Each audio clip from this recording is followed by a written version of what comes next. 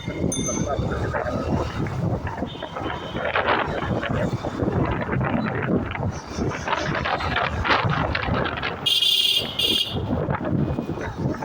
এটা হচ্ছে আওয়ামী সরকারের আমলের প্রায় ১৪ বছর এই রাস্তার কোনো কাজ হয় নাই।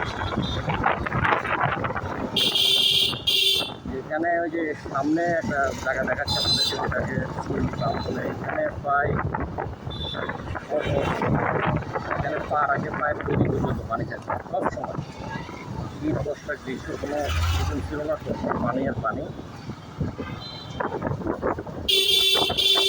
এই রাস্তাটার কথা বলতেছি, যে এখান থেকে শুরু, এটা শুধু পানি আর পানি থাকে। এবার এখন আর পানি হচ্ছে না।